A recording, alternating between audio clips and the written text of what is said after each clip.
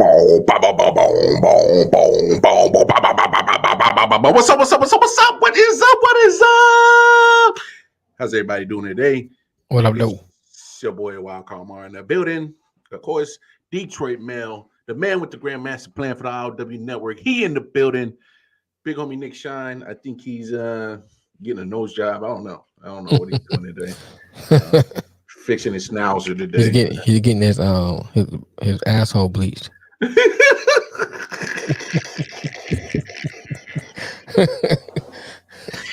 Oh snap! Well, if To each his own, man. To each his own. if that's what he wants to do, He trying to go from a brown eye to a white eye. Do what he want to do. I mean, that's his pleasure. That's Do what his you gonna pleasure. do. Yeah. It's your thing. Mhm. Do what you want to do. I can't tell you. Would have bleach your asshole too. So, that's what he wants to do. What up, man? Do what you got to do. Shout out to Man Down Podcast Network, big homie Melvin Wall. It's rigged. I'm definitely assuming you're talking about some NBA stuff. It Are you talking about WNBA mail? Well, no. I mean, no. NBA is short for WWE, so They all performing. Yeah, they all performing. It's all sports entertainment. But look, Right. let's get all the preliminary shit out the way. As always, you can always give us a shout and follow on Twitter, I.O.W Sports One. You see it scrolling on the bottom of your screen. Definitely check us out on Twitter. We are also on Instagram. So while you're looking at them Instagram thotties, Instagram models.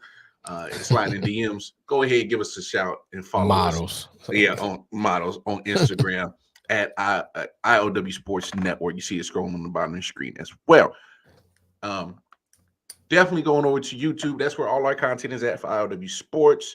Moneyline with Nick Shine, Wildcard Mark, Quick Round Rant, of course, Monday and Thursday show, I.O.W Sports Late Night Owl Edition, which I need to inform everybody I did move it up to 11 o'clock because occupation change around here, so right. I gotta get my ass up in the morning. So that hour does make a difference. Trust me, that hour makes a big difference. Especially when you get up in the morning, like Jersey in the house. Yeah, what up, Matt? When you get up at 5 in the morning, it makes a huge difference. But no, I just want to inform everybody: Monday, Tuesday, Wednesday, Thursday, 11 p.m. Eastern Standard Time is the new time slot for I.O.W Sports Late Night Owl Edition. But definitely go check us out on YouTube. That's where all the content is at, I.O.W Sports Network. And most importantly, going over to Facebook, I.O.W Sports Network. That is where, people like Matt, who is a faithful watcher and viewer of our content, he joined the Facebook page. I.O.W Sports Network is the address. And that's where I'm looking at you. Once who's watching and viewing, you can give your take. You can drop the hot take that's going to get the damn sports group buzzing. You can drop the hot sports meme to get everybody laughing. If you have a sports podcast, this could be you. Yeah, this could be you. You got content. Let people know that you got it. You got a podcast. Let people know that you got it. You got a small business. Right. Let people know of your goods and services. There's a small disclaimer. Yeah, we emphasize big time. If you are an Ohio State fan, do not contact us. If you're Kirk Cousins, you know the routine. No. If you Kirk Cousins, you can share some of that guaranteed money you got and holler at your boys. But no, definitely the Facebook page is where it's at. It gives everybody a chance to give their takes, drop memes, and just network. That's the point of I.O.W Sports. And of course, you see that Cash App on the bottom at the end of the ticker? Cash App I.O.W Sports Network. Send us $30. Got a Cash App. Send us an address. And you see these official, authentic I.O.W Sports caps that myself and Detroit Mail are rocking? Thank you, Matt. Matt be on it, man. Thank you, They are exclusive as hell. This is the only way you can get the cap. Yeah, you always on it, man. That's the only way you can get the cap. You can't get this cap nowhere else. You got to send $30 to the Cash App. Give us an address. It's very exclusive. We want it that way so that you can, be part of something that nobody else can get. Got a Cash App? As far as I know, there's only 3 people in the world that got one. You're looking at 2 of them right here. And Max have his tomorrow. and yeah, and Matt's on his way. I made sure because he's been a faithful listener. I went ahead and bought him a hat and said thank you. So I said a thank you to him. And that's how exclusive it is. That's why you got to get the. That's why you got to hit the Cash App. That's why you got to get to Facebook. Right. To the group. All right. So now that we got all that out the way, ooh-wee. It ain't even August yet, and things is heating up. In college football world. Let's give a shout out to everybody. Yeah, Jersey's in the house. Shout out to Matt. Jersey is in the house. But look, it ain't even August yet. Some colleges already had their spring ball, their spring game. Right. And that's to the extent of so far. You know, that's as good as much as been stirring in college football. But lo and behold, here we go. Down in Alabama. Right. Nick Saban got his spoon in hand and he's stirring up a pot. Check out what he said. Recruiting last year, A&M was first. A&M bought every player on their team, made a deal for name, image, and likeness. All right, we didn't buy one player. All right, but I don't know if we're going to be able to sustain that in the future because more and more people are doing it. And he said Texas A&M, a former assistant of his, Jimbo Fisher's the coach there. Now, before we play Jimbo's response, because he was hot about that. Oh, he was hot. He did mention Texas A&M. He also mentioned at a point in time of that whole conversation, Jackson State and Deion Sanders mentioned them as well in there. And we'll get to that part of the conversation. But let's tackle this right here, big homie. Mm-hmm.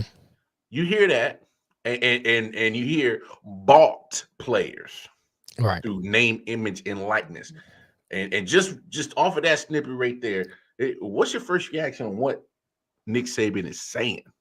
I'm gonna have to add him to the list. Fuck Nick Saban. I'd be Kirk Cousins, LeBron, and Nick Saban. He got to get added on there now. He gonna have to get added to the list.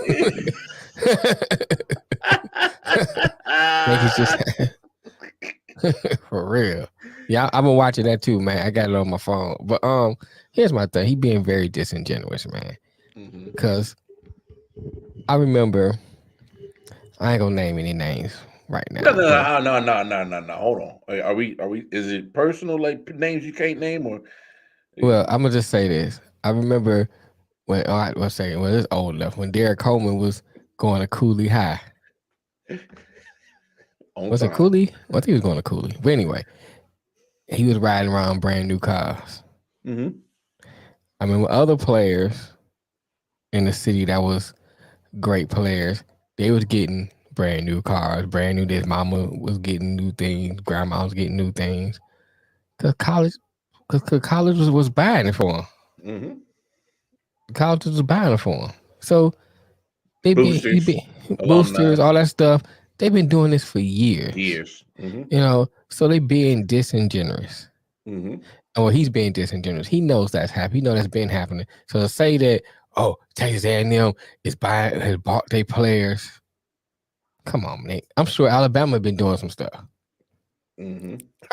You can't tell me Alabama's not squeaky clean, because if I live in California, mm-hmm. I think UCLA may not be as a winners program. I'm not UCLA. I mean, USC may not be as a winners program as Alabama, but I can get just as much coverage playing at UCLA or USC or Cal, because Aaron Rodgers came from Cal. Marshawn Lynch came from Cal. Mm-hmm. So you get plenty of coverage. Mm-hmm. What's gonna make me go over there? Because Nick Saban, they come in the house, they probably say, "Oh, you need a new microwave? Let me send you a microwave." Let's, you know what I'm saying? Let's do this. Little things, get little incentives. College has been doing it for years, and now that they want to make it, I put quotation around legal, because no, they ain't the law, so it ain't really illegal, but illegal, I guess, according to NCAA rules. Mhm. Now they want to make it legal. Now, NILs is such a bad thing. It's the same tactic they do when they talk about politics, anything else. They try to talk down something, so people stir it up, so people be against it, so they can knock it down, so they can keep feeding that cash cow. Because NIL digging into some of their profits, and they don't want to see that. Mm. NIL's taking some of their players, and they don't want to see that. And then I Mm. think you're being greedy because you lose a couple players to Texas A&M, use a couple players to other school, Florida, wherever. What's one or two players? Yeah. You know what I'm saying? You have good players on your team. You can't get them all. It's like he's trying to get all the good players on my team. I want to.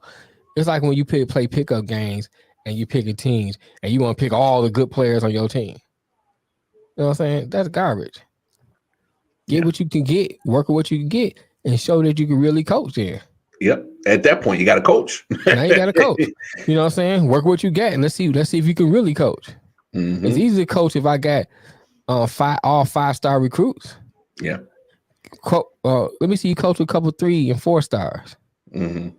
I mean, a 2-star. A 2-star, right? You know what I'm saying? Yeah. Let me see if you can really coach. Yeah. And then if not, let's start vacating some of them championships. Sounds a bit fraudulent. But no, shout out to BK Irons. Right. Look, I'm with you on just about everything you said. But here's the thing with Nick Saban. Him and Belichick, obviously the best friends. I think they operate on the same tree. You know, they're gonna say certain shit out here in the media, but I think I'm willing to bet that it's a distraction because there's something else going on back here. Oh yeah.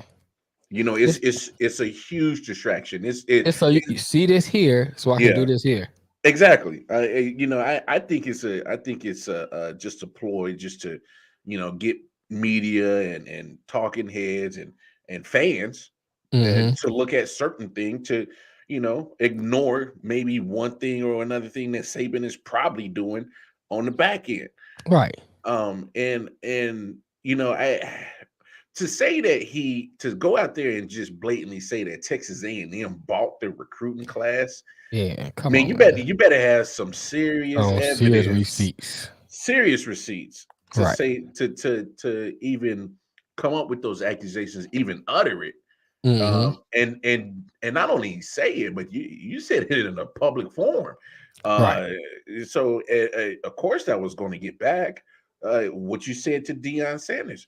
Y'all do commercials together with Affleck. I don't know if y'all gonna film any more Affleck commercials together anymore, but still, you things that you say, well, especially out in the public forum, they're gonna get back to the people who you said about. I mean, that's obvious. And speaking of getting back to Jimbo Fisher, he clapped back this morning, and this is what Jimbo had to say. Could come out and say this when he doesn't get his way or things don't go his way. The narcissist in him doesn't allow those things to happen, and it's ridiculous. But when he's not on top, and the parity in college football he's been talking about, go talk to coaches who coach for him. You'll find out all the parity. Go dig into wherever he's been. You can find out anything. And it's a shame that you got to sit here and defend 17-year-old kids and families. And Texas A&M, because we do things right, we're always going to do things right. But we're always going to be here. We're doing a heck of a job. These coaches have done a great job. Our players have done a great job. The whole organization of recruiting people. It's despicable that we got to sit there at this level of ball and say these things to defend the people of this organization, the kids, 17-year-old kids, and their families. It's amazing. Some people think they're God. Go dig into how God did his deal. You may find out about a guy that a lot of things you don't want to know. We built him up to be the czar of football. Go dig into his past or anybody that's ever coached with him.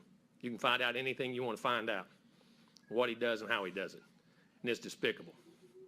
It really is. And it's a shame we have to sit up here and have this conversation about things we do. And it's personal to us? Yes, it is. It's personal to A&M. It's personal to our players. It's personal to our coaches and everybody involved. And I know the guy.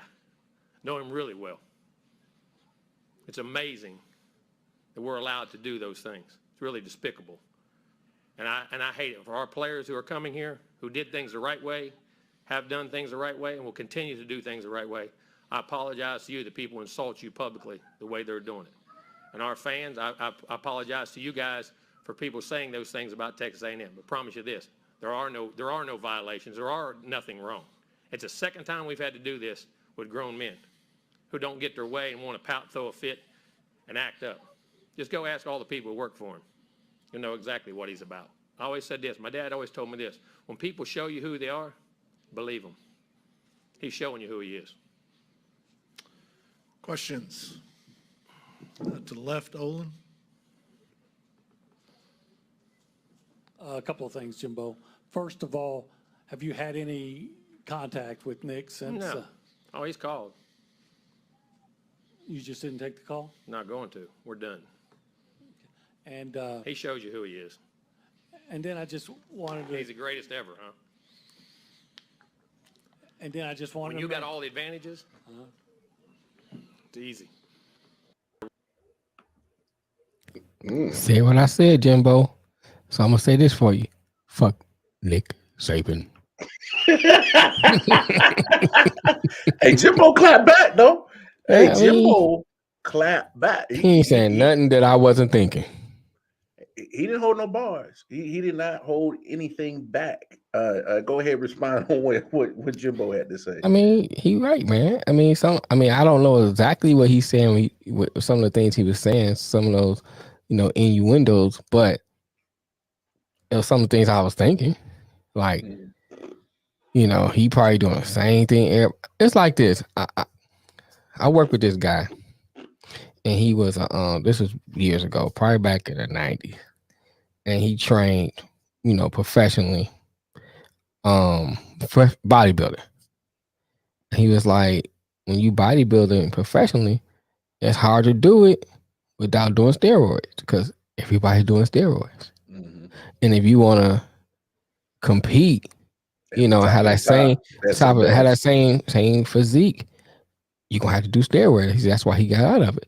So my point to that is, if majority of the colleges are giving gifts or going through boosters, using boosters as the go-between to give these players, all these things that get them incentives to come to the school, you don't think you're doing that, and you getting these top recruits every year. every year? Come on, Every year. come on, man. I kind of agree with Jimbo saying. Now, I mean, he didn't directly say that, so let me say that up front. But he kind of insinuating some of that. Oh, he insinuated a lot. Because he said, "Oh, he the best coach ever." Then he said, "Oh, try to do that. You got all the advantages." Mm. So. Oh, Jimbo threw a lot of innuendo on that shit. And you're right, man. He is throwing javelins. Hey, in an acquisitive mind like me, I'm curious now. I'm about to go start Googling. What you What'd he talking about? What you talking about, Jimbo? Take my call. What you talking about, Jimbo? All right. So, excuse me. So, in Jimbo's defense, shout out to him for taking up for his players, right?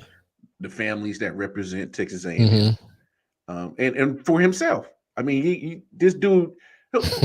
We're trying to figure out where. I'm still trying to figure out where did this all come about? Why Nick Saban had to even open this Pandora's box? Because Nick Saban doesn't like the NIL, and that's fair. So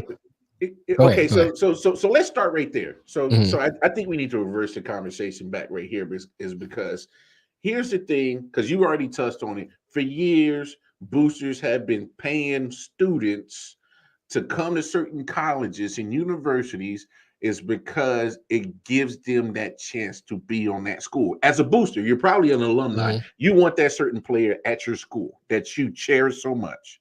Right. You know what I'm saying? And the NCAA has, for many years, profited billions with a B, Right. billions with a B from Mhm. basketball and football off the backs of these young athletes Right.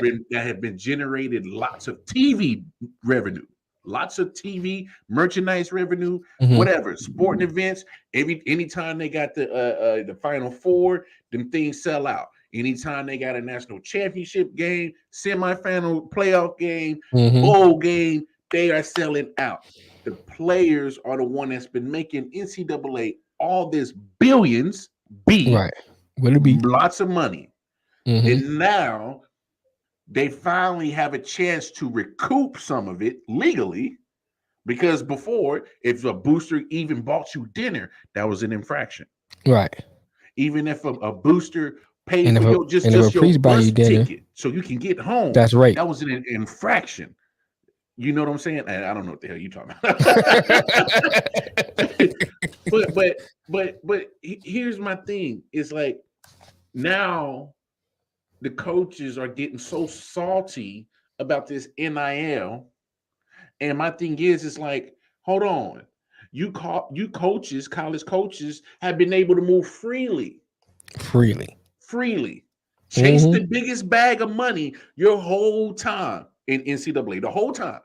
Like, Right. and not just after signing the contract, you could coaches been able to say, yeah, I don't like this motherfucker. I'm gonna go to the NFL. Mhm.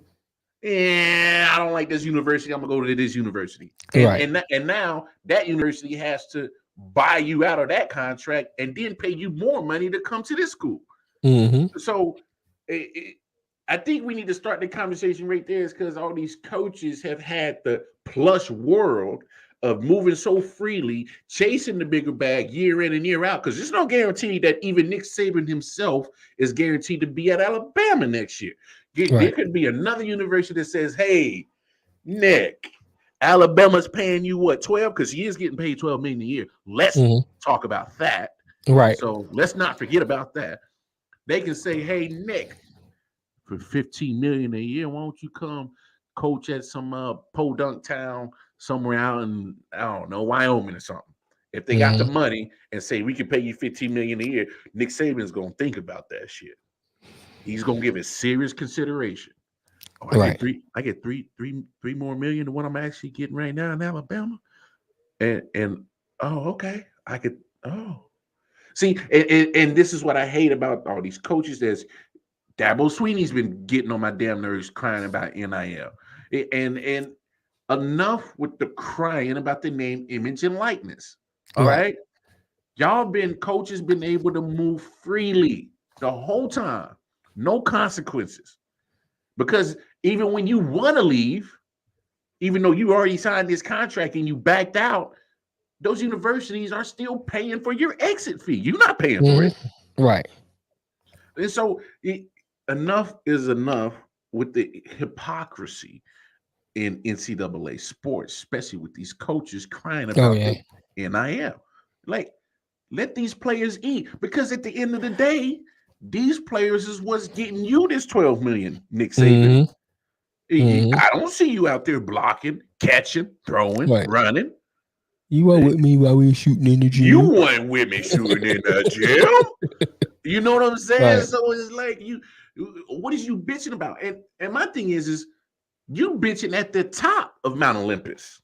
Mhm. You bitching at the top. Right. You're not in the plains. You're not in the flatlands. You're not in the swamp. You You at the you top. you at the top, the pinnacle of college football, and you griping.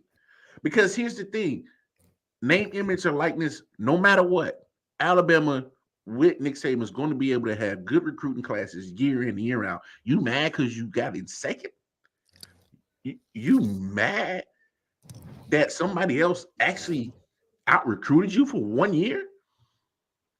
How many student athletes did they jam up over the years for accepting benefits? And some of Mhm. those were like $200 or a tattoo or food paid for.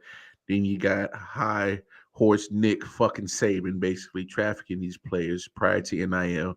It's an even playing field now to a degree.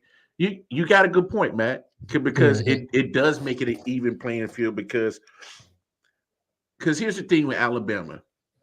You get so many great recruiting classes, everybody can't hit the field. There's only Right. there's only 33 spots.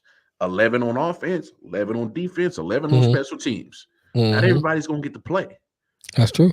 And so, it makes it an even playing field in this sense is because somebody can say, I don't want to sit for 2-3 years waiting for y'all motherfuckers to graduate or go to the NFL.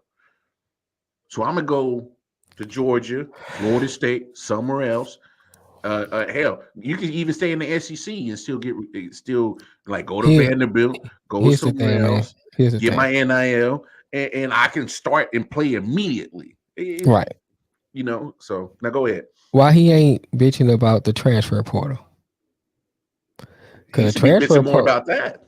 that right there It's worse than NIL. is worse because now you can get a player that on your team that you recruited to maybe say, okay, I'm a red shirt him, and maybe because I got somebody in front of him that may play 2 years or maybe 3, but he's gonna be my step in and keep us going. He decide I'm gonna go to another school because I want to play now, Mm-hmm. and that transfer portal opens that up. Mm-hmm. Not ain't complaining about that, but as soon as money get involved, It's a different an thing. issue. There's an It's an issue.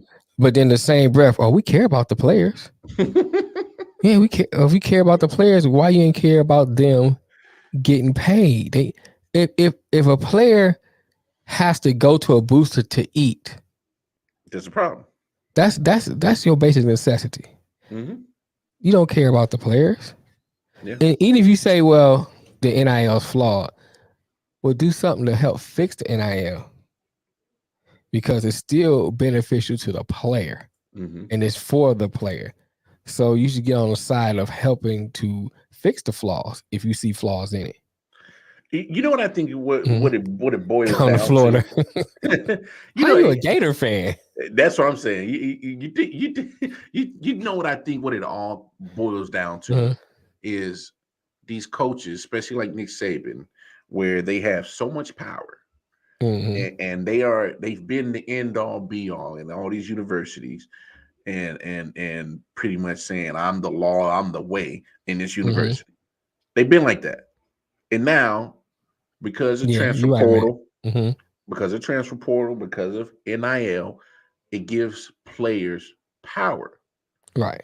And when you start, what happens when people can feel the power draining away from them? They start acting irrational and like this, like Nick Saban's acting, bitching, crying, moaning, complaining. I give you good. I'll give you 2 good examples. One, it's the same thing when Amazon kept fighting for unions because they didn't want to see that playing field even, with the union. So they did everything they could, and even some even crossed the line to stop the union. So now the guy in New York got it pushed through. So they got it. The New York chapter is unionized. The other thing I'll say is the same issue when the slaves in Haiti rebelled and they took back the island from the French. And then now you see what the United States did. They brought in Willie Lynch and all that stuff because they didn't want to see them slaves take over. They thought the slaves would take over the colonies like they did in Haiti. They didn't want to see them advance. They didn't want to see them get over because that was how they made their money. Same thing with these players. They make their money off these players. And NIL might threaten them and their power and some of their money. I mean, they're gonna make money, but they're gonna threaten some of their money, and they also possibly threaten the NCAA as an authoritative figure. Because what I need you for now? Well, that's kind of been one of my things is what's the point of the NCAA now? And that's probably why they fight. No, they probably got Nick Saban, Dabo Swinney, and the rest of these coaches fighting for them, to keep their power. And that's probably part of it, man. I don't. When it comes to money, man, I'm putting up past nobody. Without a doubt. Mhm. And that I think that's part of the dynamic that needs to get discussed is the power dynamic and all that. And when you get these coaches that's been so comfortable Okay. is sitting at that spot, just saying, hey, I'm the guy, I'm the man. I don't care how big you are, because now look at it. There's a possibility that a player can go to Alabama and he's going to get more coverage and more media play than Nick Saban, Right. especially if he's making, NIL, making almost Bryce Young, the quarterback, pulled in $1 million last year. Left out Kobe. NIL. Right. Shout out Kofi Weeson, him in the Good Brother Bowl. Y'all make sure y'all go shout out Dirty Hills podcast on YouTube. Definitely go check them out. Good wrestling podcast. But I mean, look, I get Nick Saban's upset, but we got to talk about the part that he went at my man Deion Sanders and said, "Oh, well, they paid Travis Hunter, the #1 recruit, $1 million." Right. And here's my thing, Nick Saban, why are you taking a shot at Deion? I get it. He's a threat to your hold on top recruiting players. I get it now. I understand. Just say you're scared. Look. This is literally telling us you're scared without saying that you're scared. Right. And I get it. But I want to look at what Deion said, because he said in the tweet, he says, "You best believe I will address the lie Coach Saban said." And he said this late last night. He said, "You best believe I will address the lie Coach Saban told, and I will address it tomorrow. I was awakened by my son that sent me the article stating that we paid Travis Hunter $1 million to play at Jackson State. We as a people don't have to pay our people to play with our people." I agree with all of Deion Sanders, what he said, except that last comment. And the reason why I'm saying that is because here's my thing. He says, we as a people don't have to pay our people to play with our people. I get what you're saying, Deion. But let's understand this. If you don't play if your players aren't getting paid to come to HBCU, I think it might change the what he's trying to do just because of NIL. Well, here's what I would say. I don't think he was referring to NIL. I think he's more referring to directly what Nick Saban was talking about. Okay, as in paying for recruit players. Paying for recruits to come there. I think he's more addressing that issue. Okay. I don't think he was actually talking about NIL. Okay. I'm glad you said that, because my thing is like, just looking at that comment, it's like, right. It's like, well, are you saying like you ain't gotta pay them, but they coming on their own? Right. Because if that's the case, that could only work for so long. You know what I'm saying? I mean, he's gonna have to give into NIL, because it's gonna eventually be the thing. You know what I'm saying? Yeah. That's gonna be the thing. So he's gonna have to give into it. Oh yeah. So I don't think that's what you're saying. I think he's more addressing Nick Saban's comment. But let's play what Shannon Sharp said, because some of the stuff he said, some of the things I was gonna say. Yeah, go ahead. But I was gonna wait till he plays before I mentioned it. To play with our people. This is getting dicey. Shannon, what's your reaction to all of this? I didn't like hearing this from Coach Saban. Coach Saban, guys, nobody had a problem, Skip. Long as they're getting guys that they didn't want. Alabama and Texas A&M and Clemson and Georgia did not have a problem. As long as they can get their hands on a Travis Hunter, they cool. But now all of a sudden, the Travis Hunter spurns them and goes to Jackson State. Why? Why Skip? It's like this beautiful girl, and she not wanting to be with the team captain, the football player. She want to be with the other guy. Why? Well, what he got that I don't got? Well, maybe I just like him better than I like you. Maybe I just wanted to go there and I didn't want to go there. Little old Jackson State. First of all, Coach Saban, all you had to do is say, look, there are some teams, and everybody's doing it. All the NIL did was made it legal for student athletes to get paid, get compensation for a service. That's all it did. Because this has been going on for the longest time. They bought mom a microwave, or then they bought mom or grandma a refrigerator, and then the really big schools came in and built a damn house around the microwave and refrigerator. They did. They bought cars. So now all of a sudden, Coach Saban, Texas A&M, every guy they got. So you mean to tell me the man that signed more 4 and 5-star recruits than everybody went there because they love Alabama? These kids coming from California ain't never been to the country in their damn life, want to go to Alabama. Well, Bryce Young came from California. Modern day. Really? Yep. Man, stop this, Coach Saban. All they did is it levels the playing field. Now, all of a sudden, you and these other Power 5 schools don't have a decided advantage. Skip, $1 million, the kid got $1 million. So what if he did? I don't know if Jackson State got $1 million in their budget. Well, and I agree. I agree with a lot of points he made. I mean, but the last point is even, to me, Jackson State is not a big school like Alabama. We don't get $1 million for. They trying to work to that point. Yeah, I'm not saying they can't get to it. Oh, no. Yeah. No, I'm not saying that you said that, but but you know, this is what Deion Sanders is trying to do. He's trying to make an Alabama of the HBCU.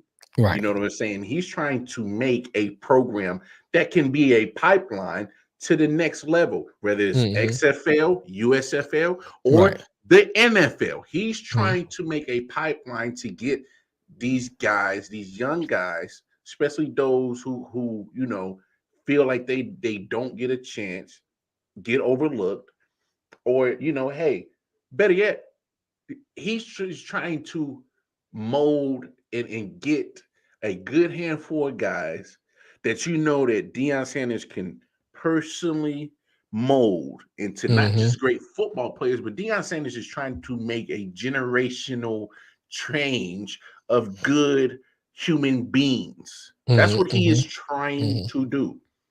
And here's one thing about Nick Saban's comments that irritated the hell out of me. You know what Deion Sanders is trying to do. You know what he exactly is trying to do. Right. Like I said, they film Affleck commercials together.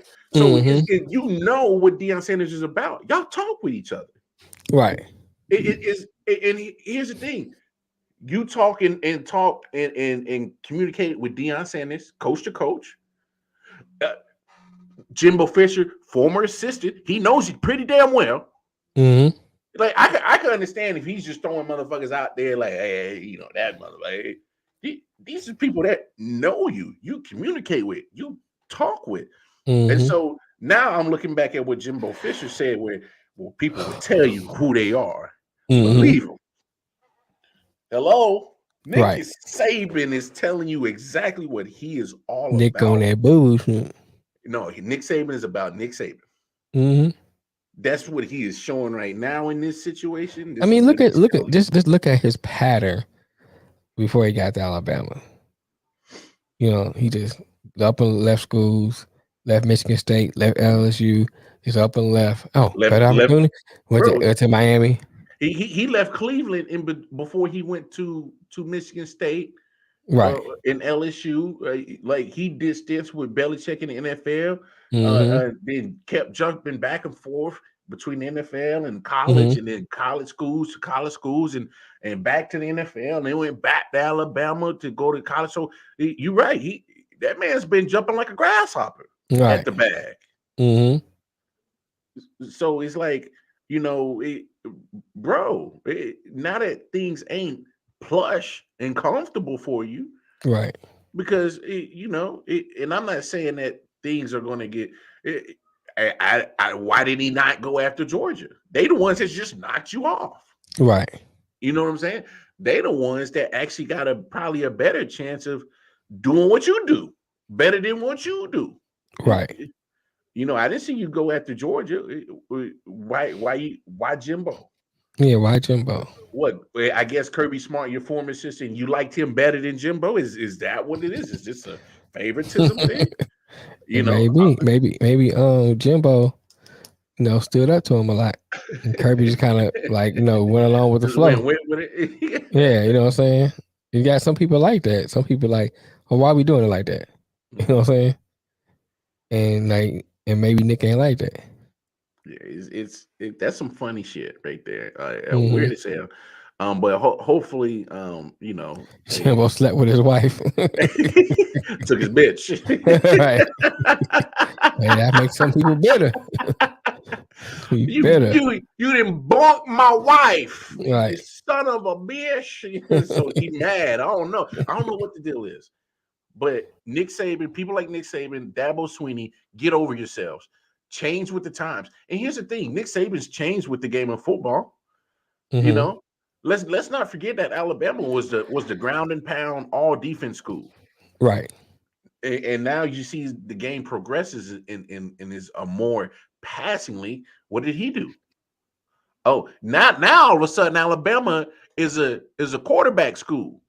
Let's not act like Tua, Mac Jones, Jalen Hurts didn't go to Alabama. Now all three are in the NFL. Let's not act like the Alabama is not putting hell a lot of wide receivers in the NFL. Hello, That's true.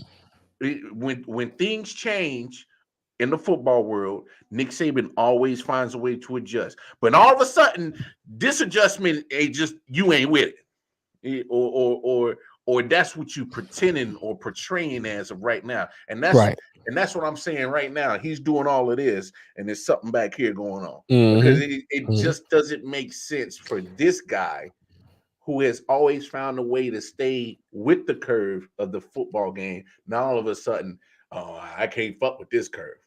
I don't like this one. I can't adjust with this one. Since when? Your whole career has been about adjustments. Now you can't fuck with this one. Right. All right, Nick. You just made the list. Oh, fuck Nick Saban. Oh, I thought you were talking about Nick Shine. Sorry. No. He made the fuck. He made the fuck list. Right? He did. He made the list. He on there. He on there with Brian. He on there with your list with Cuzzo. Right. And now Saban's on that list. He didn't make the list of the fuck list. And we ain't talking about the good fucking. We talking about like fuck you. Crazy.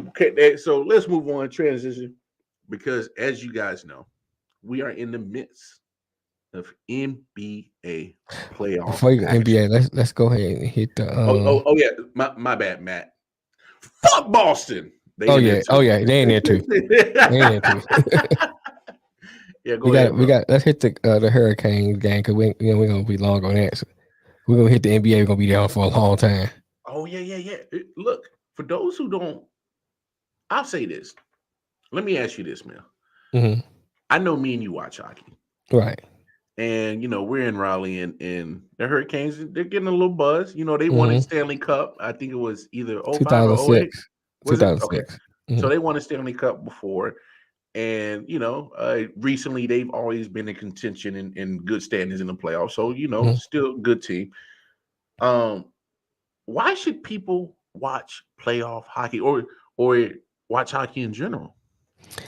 Well, for me, man, I just think it's exciting, man, watching them skate and just watching the strategy, watching them check each other against the boards. I mean, if you take the Hurricanes and the Edmonton Oilers game, I mean, but minus the first half, I mean, the first period, the second and third period, even though, not the Oilers, I mean, the Rangers. Yeah, New York. Even though the Rangers was up one, the Hurricanes controlled those last two periods, man. They just had missed opportunities, man. I mean, they had the puck down on the Rangers side that almost that entire two periods. Yeah. And so, and just watching the strategy and and the line changes and stuff like that, it's exciting to watch. And then I forgot who shot the miss one, but they hit the bar on the goal. If it had been a couple inches lower, that was a goal. And then a young kid, was it Oha? He scored the tie the tying goal, and then the contrast, like one of the older players, Cole, scored the winning goal in overtime. Yeah. And I was Yeah. going to bring it up too. And then the Flames and Edmonton game, man, 15 goals, man. 9-6, bro. That's a lot of scoring in hockey. It is. For those who don't really watch hockey, you'll be lucky to get 2 to 3 goals a game. So when each team is scoring 6 and then Calgary with 9, like that's wild. That's a lot of scoring. That's a Calgary lot came of out. scoring. They came out the door shooting though, boy. It was like I think was it 3-0 or 3-1 first period. I mean, it was a And that was a exciting game. this is Calgary coming off for OT game winning 7. Right. They beat Dallas in overtime. I Mhm. played the highlight on the midnight show. Right. And there were 5 game 7s this past weekend. I don't know how you get more exciting than that. Then you look at an OT win for Carolina last night. Tuesday night, Colorado Avalanche beat St. Louis in overtime. Right. And St. Louis got outshot. They didn't have nearly close as much shot on goals as Colorado did. But yet here they are in overtime. I'm talking about Right. it was a 3-1 ratio. Like St. Louis probably had 27 shots on goal. Colorado Right. had almost 70.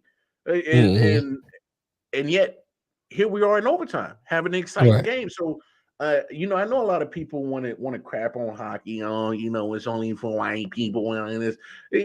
Do your research. There's a lot of African American influences. Willie O'Ree. Let's not forget, for those who don't remember, John Saunders, who was a ABC analyst. Right. He's in the Hockey Hall of Fame for what he's done for the game of sport of hockey. So people, man, all I ask you to do is just diversify your sports portfolio, because I agree with you 100%, man. You look at the strategy these players and teams got to come up with, trying to line changes and stuff like that. changes. Yes. Like you got to perfect this stuff. It's a chess match watching hockey, man, and it can get you get some real exciting. Like I said, when you got a weekend, 2 days, you got 5 game clinching 7s. Like this is win or go home. And you get 5 of them in the first round. There's only 8. There's only 8 series, and 5 of them went to 7. You're talking about parity, competitiveness. I mean, I don't know how you don't get excited about majority of your playoff competitors are pretty much close equally. And right.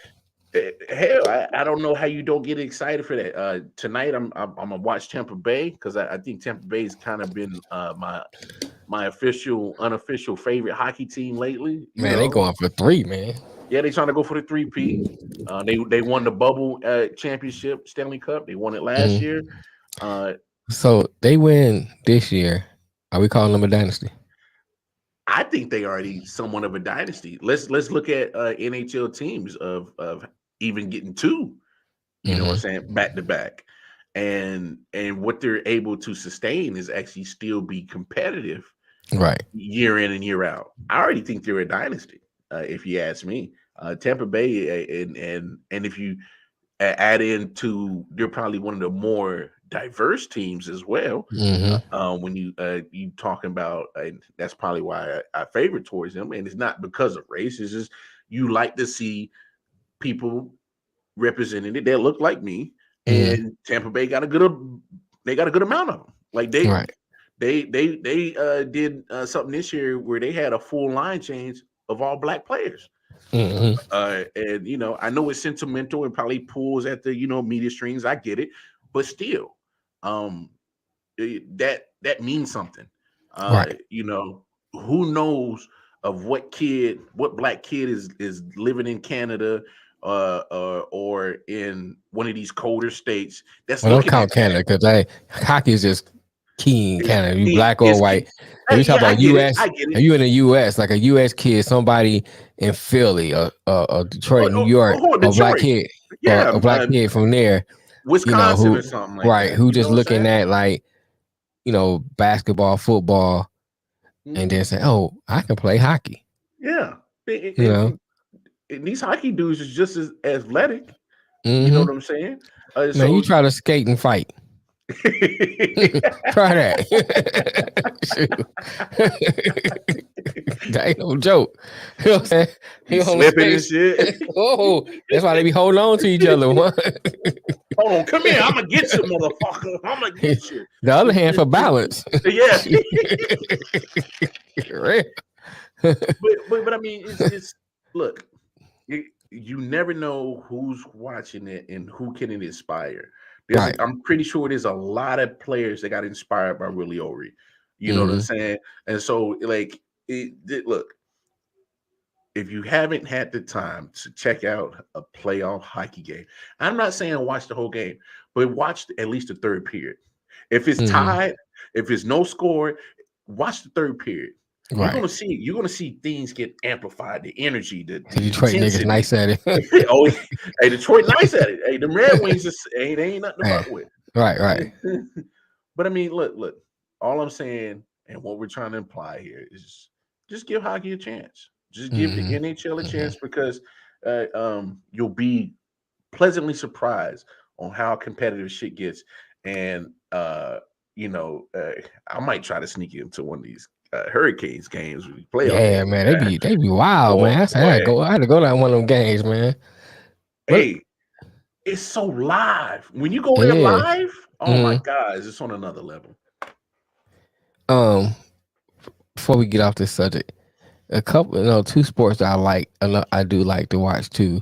It's not for the obvious reasons, but I actually like women's softball.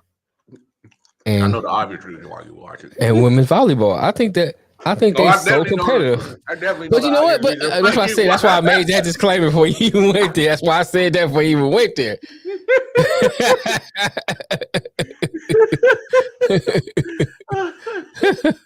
But yeah, man. If you watch women's softball, man, women's softball is more competitive to me than men's softball. Kofi, what Kofi say?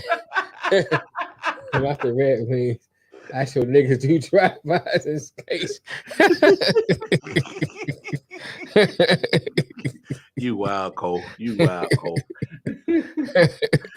But if you watch college, like women college softball, yeah, man, them girls from Oklahoma ain't no joke. They be getting it. No joke. They be getting it, man. And then same with the volleyball, and I prefer beach volleyball over the gym. I just think that 2-on-2 volleyball is just more exciting to watch than the gym volleyball. I got you. Yeah. I thought I'd bring that up as. Yeah, I mean, we know the obvious reasons why you watch that shit. But sometimes I record it so I can pause. It's like who's number 45? We won that. You wow. Kobe said all women's sports are sexy except WWE. They look like a bunch of my sisters and their friends go together. I can't with you, Cole, man. What is wrong with Cole, bro? You wilding today, bro. But yeah, man. Look, diversify your sports portfolio. Watch a third period of playoff hockey, man. And if you can't get excited about that, I don't. There's something wrong with you. I don't know. I can't do nothing with you. Like Mel said, me and the missus was watching some softball the other day because she played in high school and shit. And so, saw a great play. A catcher went for a foul ball and gave up her body, like ran into the barrier just to get it out. Oh yeah. You know what I'm saying? Like somebody, man. Yeah, they be playing, man. They be playing their asses off. And they do be thick to the motherfucker. I ain't even gonna count. Hey, as a man, I'm gonna see it, obviously, but I'm gonna still give them their respects as athletes. I'd be but you still look good as hell, thicker than a motherfucker. Is that a Clydesdale out there?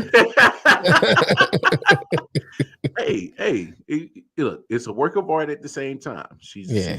She's beautiful, and it's beautiful to see when a very nicely shaped woman is very athletic at the same time. It's beautiful. You said the WNBA.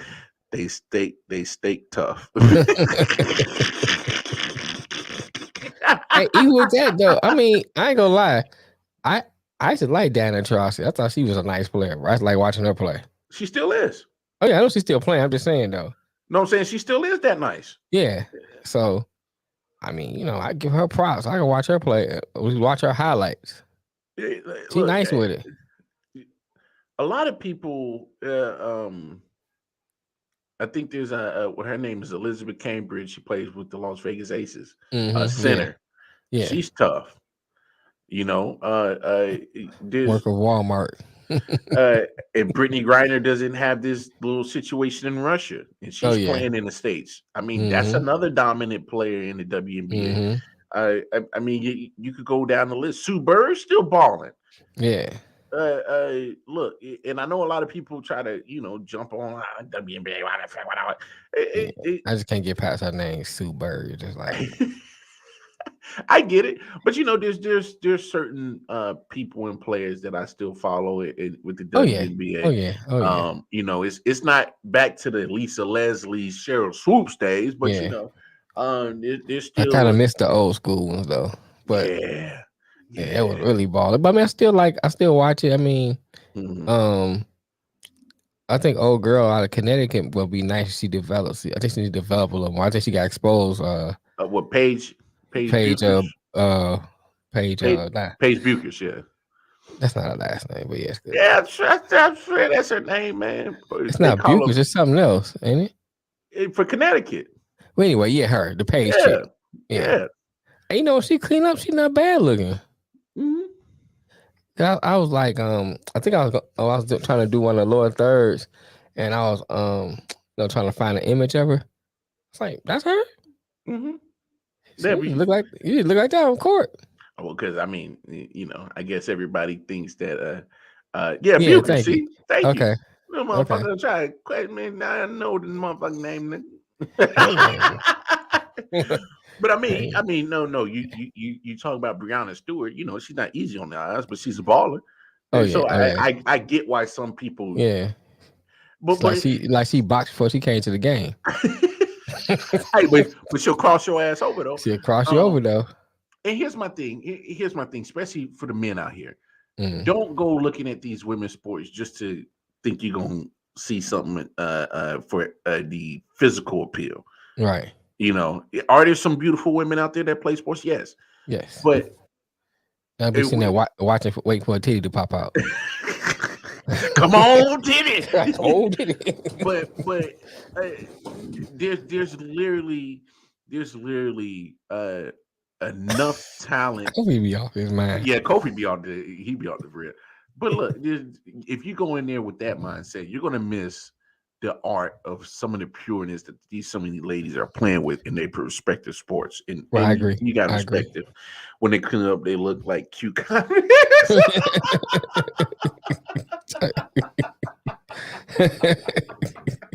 I can't with Kofi.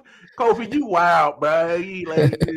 There's something absolutely wrong with you, bro. But you're right though, bro. You go in there, women volleyball, tennis, and tennis too. I mean, women's sports, they get crapped on by a lot of men because I think the biggest thing is they don't give it a chance. They just say, "Oh, women, I want to see that." Yeah, but you actually just sit down and give it a chance. There's a lot of women's sports I like, and I ain't just talking about just looking at the women, just actually watching the competition and watching them play because sometimes they go hard, and in some respective sport they go harder than the men. What do you say? He said, "We men, I only watch for sex appeal." I'm like, "What team she play for?" That's my favorite team now. Damn it, Kofi. Come on, man. We trying to make a point here, Kofi. Yeah, we trying to make a point. You over here fucking it all up, dog. And what sucks, and this might be kind of I'm gonna connect it, but you look at what Kobe was trying to do before he passed away, with not only his daughter, pretty much making her, Mambasita, Right. but he wanted to, and you see it a lot with a lot of your big name NBA players like LeBron, Chris Paul, and some of them cats, Dame Dollar. They like to highlight the WNBA players. They show up to games and they try to help market and push it forward. And Kobe was big on that before he passed away. And it sucks that, of course, it sucks that he passed away. But I think it sucks for the WNBA is because what greater advocate for their sport than Kobe? You know what I'm saying? Right. Hey, Kobe's at the game. WNBA. Let's go see what he looking at. Let's go see what's the big fuss about. We get people like LeBron and Kobe, and then that was showing all the love to the WNBA. You get more and more of that. Right. Eventually, look, these people are influencers. Like them a lot. Like them or not, they are influencers. Facts. And so when you got that kind of clout and influence coming with it, it would have helped boost the WNBA up. But he said ain't no help.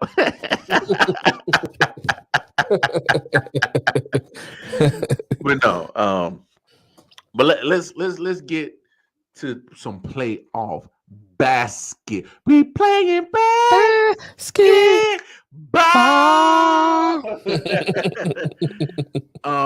Just y'all. Of course, last night, Golden State with the big victory over Dallas Mavericks. I beat them by 25.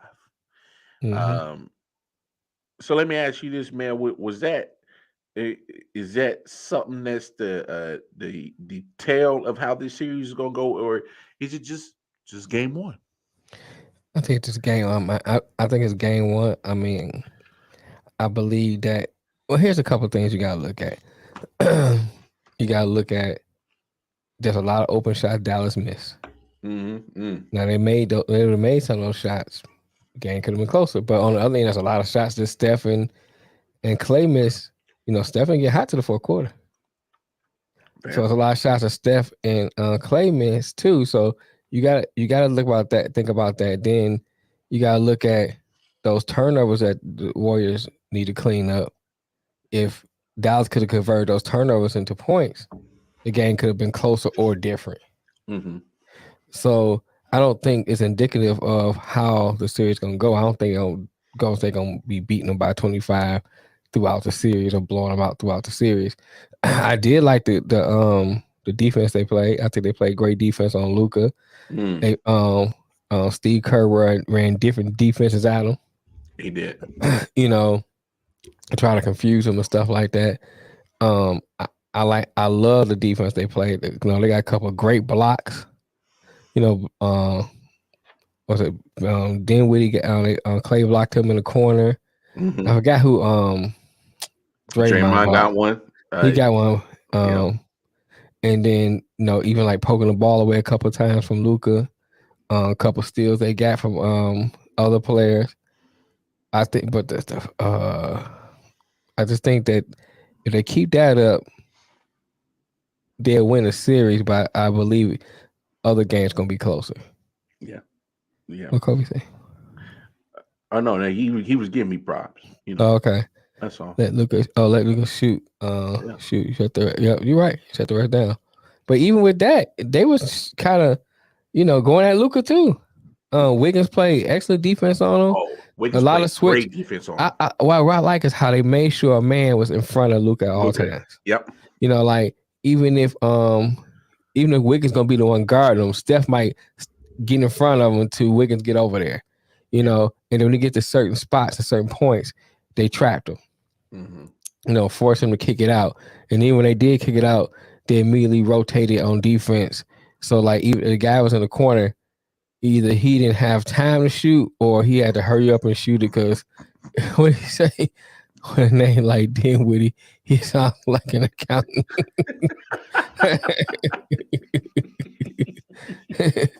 Yeah, Wiggins' dunk was nice. Hell yeah. Oh, good. I mean, Wiggins was like all over, man. And I like the fact that here's another factor you got to think about too. I don't think nobody really talks about. Mhm. Wiggins attacked Luka every time he got the ball. He Mhm. forced Luka to have to play him, and Luka may be top 5 in offense, but he may be bottom 5 in defense. Luka didn't want none of that defensive smoke, bro.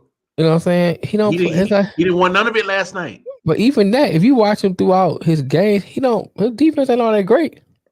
He all offense. Well, I 100% agree with you. I'm not a fan of playing only one side of the court. Right. Like I'm not a fan of playing all offense and no defense. I can't stand it. There's been times he don't run back down the court. No effort.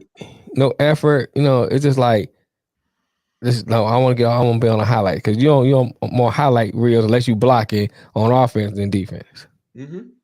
You know how many highlights are gonna show you and stand in front of your man and keeping them from making a shot? They don't show that too much unless you block it. There's a lot of little stuff that goes on through defense that helps you actually win the game. That help you actually win the game, but doesn't get on highlight reels. Yeah. And so a lot of people like to be on highlight, right?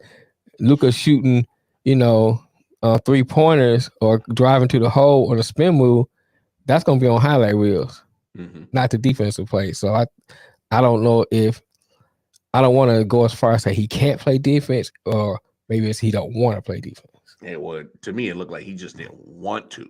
It looked like he was like, I'm conserving all my energy for offense. And look, if that's what you want to do, then so be it. But I don't want to hear you complain after you lost by 25. And actually, the score should have been worse than that. Because if Golden State, and this is one thing that's been bugging me with Golden State lately in these playoffs, especially the Memphis series, if they cut down on the bullshit of the turnovers, senseless turnovers. I mean, these cats had 15 turnovers yesterday, and had they cut that in half, at least that's probably a bigger win than 25 points. Right. And make free throws. Yeah, and making free throws, that's for sure. Like you can't go I know they only get 16 opportunities last night, but I need you to make it 14, 15 out of 16. But looking at Golden State, like majority of the points that you've already said, I'm probably repeating, but great defense. I mean, when you got somebody like Luka who's been torching cats this whole playoff series, you held him to only 20 points. I know he only took 18 shots, which that's still a high rate, but he usually around 25, 30 shot attempts. Right. Not only that, you caused him to turn the ball over 7 times. So and this is why I'm harping on Golden State's turnovers, is because when you take the 7 turnovers of Luka, he's giving you 7 more opportunities to score. Right. You can't give them back. You can't shoot yourself in the foot by giving those opportunities back that Luka, who is a great offensive player, is giving you the opportunities, and he don't do that on a regular basis. Right. You got to take it. Look, I may be nitpicking, and I am, but that 25-point game could have been worse. A whole lot worse. A whole lot worse. Oh yeah, a whole lot worse, especially when Steph had a decent night, 7 for 16. Clay still had a decent night, 7 for 13. Only 21 points and 15 points respective. You're looking for more from that, but all 5 starters, including Kevin Looney, scored in double figures. You got Jordan Poole still coming off the bench with 19. Otto Porter Jr. comes back from the injury. He gives you 10 off the bench. So you're getting contributions up and down on that whole Golden State roster in this. Right. And it could have been worse, because had Steph and Clay actually shot like normal Steph and Clay and put up 30 plus easily. I agree with you, Kofi. I agree with you, Kofi. And yeah, Matt, you're right. He didn't, and that speaks to the brilliance of the team and some of the things you can say that's bad about the team. You can have someone like Clay and Steph, because Steph ain't really started heating up to the 4th quarter. Clay ain't scored to the 3rd quarter. So that speaks to how the team, other players around it, Looney too, around them kind of stepped up. Poole, Wiggins, Looney, Yep. and kept them. Draymond, Yep. and he's And that's not even the full arsenal. Hey, look, right. Toscano, if he's playing his role like he normally does, he can give Mm-hmm. you 10. Right. If Gary Payton's not injured, Oh, I forgot about Gary Payton. Yep. You know what I'm saying? And so like they're getting contributions from not just your starters, but they're able to get something from their bench players. Jordan Poole, obviously coming off the bench, giving 19. That's a hell of a right. bench player. But to your comment right here, Kofi, here's the thing with Dallas. This is why Phoenix is sitting at home, is because Spencer Dinwiddie was getting his points. Jalen Brunson was getting his points. There are other players that can give you 20 plus on that Dallas team. It's just that Golden State made sure that they didn't do what they did in that Phoenix series by getting off and putting up 30, because they was putting up 30, 25 on Phoenix, and that's why Phoenix is sitting at home. And this is when the defensive output makes the difference, right, Matt. For That's Golden State. This is where the defense of that whole team plays a part. And you hit it right on the head. Wiggins did phenomenal on Luka, because Luka's been unguardable lately. Right. I'm talking about unguardable. Okay, nobody do nothing with him. But yet here's Wiggins playing his role. And if you ask me, Andrew Wiggins was the best. He had the best game out of everybody. I'm not going to say he was the best player on the court last night, because that's obviously not true. But he played the best game out of anybody last night. And you do such a great job on the defensive side, and then you still contribute 19 points. I can't be mad at that. Right. You're playing the whole court, and you're not giving up nothing, or you making Luka earn everything that he got. And he wasn't great last night. 7 turnovers, didn't shoot great. Now, so you gonna hear this narrative. Yeah, go ahead. Oh, it was the shoulder. Oh man. I was like, oh my God. First of all, I'm gonna say this. His shoulder wasn't hurting the whole game. So no, the defense did kick in. Second of all, he might have just did that just so he can have an excuse. Oh yeah, my shoulder hurt. You know what I'm saying? That's the last people that gave excuses. It was some Phoenix Suns guys that was having excuses. Oh my God. Yeah. Well, a lot of us play hurt. Cameron Payne, that was it. Yeah. Just take the L and go home, man. Yeah. It's just take the L, man. Trying to come up with excuses why you lost. and justify why you lost. Take the L and just and see what you can do next year. You lost because you weren't the better team. You didn't perform. Yeah. You did not perform. You up on them 2-0 and come back and win 4 out of 5. That's why you lost. Let's not forget, before that game 7, I saw You're right, Matt. I saw a clip of all them fools dancing around before the game, slapping fives, handshakes, and they see me in, and they doing all this other shit. And then you go out and get your ass whooped by 40 plus. Right. Got the dog piss slapped out of you. And had you been concentrating and focusing and on what your task at hand is, instead of doing all that dancing and hoopla bullshit, right, you might be in this round. I mean, you're the number 1 overall seed. My thing is, and here's where, I'm not going to blame Chris Paul for this, but if I'm Chris Paul, the veteran of this team, I would go in and be like, hey, I know y'all want to be loose and all, but let's cut all this handshaking and gyrating and dancing around bullshit. Let's keep it to a minimum and focus at the task at hand, because this is game 7 and we ain't no shoe-in to advance, because you're not. Because anytime you get to game 7, you ain't no shoe-in to win shit. Right. Because game 7 means do or die. If y'all did do what you were supposed to do, you wouldn't be dead. For So real. now that your ass is dead, I don't want to hear no excuses on why Mhm. you're dead. Dead man tell no excuse. A dead man should sit there and shut the hell up and just be dead. Just be dead. That's it. My shoulder hurt. You know, Chris Paul had this. Devin Booker had that. DeAndre Ayton had this. Nah, player. Got the case of chokitis. Yeah, we not doing that excuse shit because of injuries. Because at the end of the day, when you get to playoff basketball, playoff football, playoff hockey, playoff baseball, playoff whatever, you have Right. already gone through the long, strenuous season of a regular season.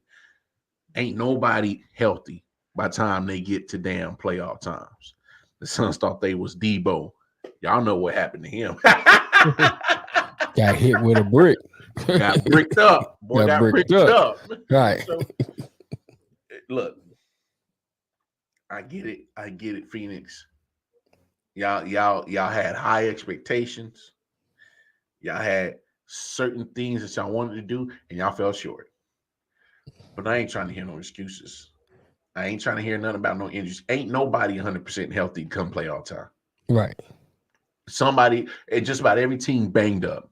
Just because it don't make the injury report, don't mean it ain't there, that it don't exist. So look, take your loss like a man. Take it like I always go back to the LL sit your ass what's that down. movie if LL played in again when he was a guy, he had my man on the table, love it, nigga, love it. Take it like a man.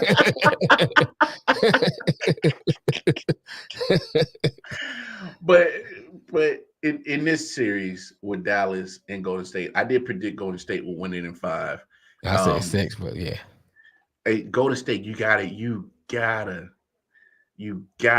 clean up the turnovers. You got knocked the fuck out. I don't steal. I steal. I don't kill. Yeah. You gotta.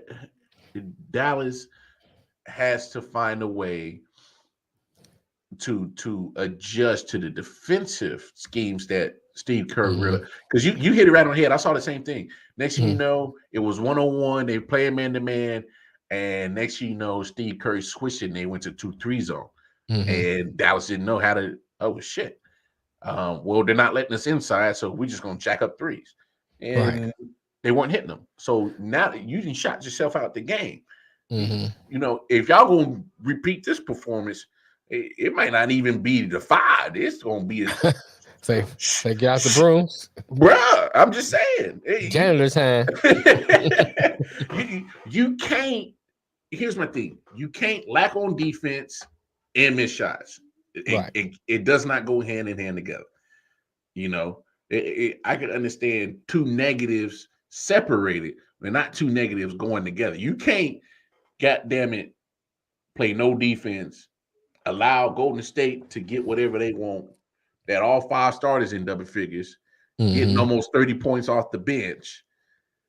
You can't stop nobody, and you can't miss, and you can't shoot, and you can't make no buckets. Right. You asking to get for real, and you can't play. You can't get the broom. They don't need to do the ISO ball with Brunson and Luka. They need to go away from that game plan. That's not gonna win you a series. Well, that ISO shit's gonna drive me up a damn wall if I keep saying that. Because either they gonna do the ISO with Brunson or they do the ISO with Luka. And that's just like, why do you? And it's like, it's weird when they do it because, you know, they do they move, rotate the ball real good. And all of a sudden they come back on another series and they do the ISO thing. I'm like, what? Yeah. I don't know. I don't see them winning a series doing that. And this is what's crazy. This is Jason Kidd, a Hall of Fame point guard as a coach. And I saw the clip of him when he was excited against the Suns and hey, back, right. As if he was still in the game. But you have to coach that because you're no longer in the game. You know what I'm saying? Like you have to be able to put these guys in the right position right spot, right scheme that's going to take on a dangerous team like Golden State. Golden State's not going to give you everything. But here's one thing. As they are continuing to pretty much be so free with the basketball, giving up all these turnovers like they did in Memphis, you you got to take advantage of that. Right. Because honestly, let's be frank about it. Anytime somebody gives you an inch, take your mile. There you go. And Golden State is giving away inches left and right with all these turnovers. But then you turn around and shoot yourself in the foot. You're not taking advantage of it. You're not, like you said, you fall in love with that stupid ISO ball. That drives me fucking crazy. I can't stand it. It drives me insane. Stop ISOing. Especially when you got a cold shooter that has 7 turnovers. Right. You know what I'm saying? And then just because they went to 2-3 zone don't mean you got to settle with any type of 3-point shot. You're not making those neither. You ain't making them anyway. And that's another thing too. You look at the game. Golden State was winning that game the first 3 quarters by hitting 2-pointers. Yeah. They wouldn't even shoot threes like that. Just that game when and Dirk, I remember that. But when Clay and Steph wasn't hitting, they said, all right, fine. They went to this, let's hit the open man, 2-pointer, 2-pointer, 2-pointer, 3-point play from fouls. Boom, keep it moving, move the ball. And you know what I'm saying? That's what you gotta do. Then at the point I brought up before, I think we was talking about I don't remember if we was talking about Harden or maybe the Brooklyn series. When you are a player and your game is not on, you got to find other ways to contribute. And that's what Steph did. It was either about passing, penetrating, drawing a double team, kicking it out, helping out on defense. You find other ways to contribute. And then what he do? The 4th quarter came, boom. He started warming up. And he contributes. That's what great players do. That separates good players from great players. Great players find ways to contribute even when they're not hot at the time or even that game. You find some other ways to contribute to help your team win. And I think that's the difference between great players and good players. And I think Luka has the potential to be a great player right now. He's a good player. And I think, that he's young, so time will tell. But not playing defense, I can't put you as a great player. I'm sorry. You could be a great or prolific scorer. Yeah. You can always be that. I mean, so James Harden, until he got hurt, was that. But he wasn't a great player. Prolific scorer, but he's not a great player. Because he definitely didn't play defense. Don't get me started on the defensive effort of James Harden, because I can go on forever about how trash that was. But and no, you hit it right on the head. Look, I get you do one thing of your game that you're proficient at. I get it. I get it. But when it comes to the aspect of basketball, there's more than one thing that you got to do to be successful at it. Right. Like, of course, scoring is an element of basketball. So is passing, so is blocking, so is defending, stealing, rebounding. You got other elements of basketball that can make you a successful team or player. And if you don't put the effort into half of them, then to me, you're limiting your talents. You're limiting right. Overall, you're limiting your team. Agreed.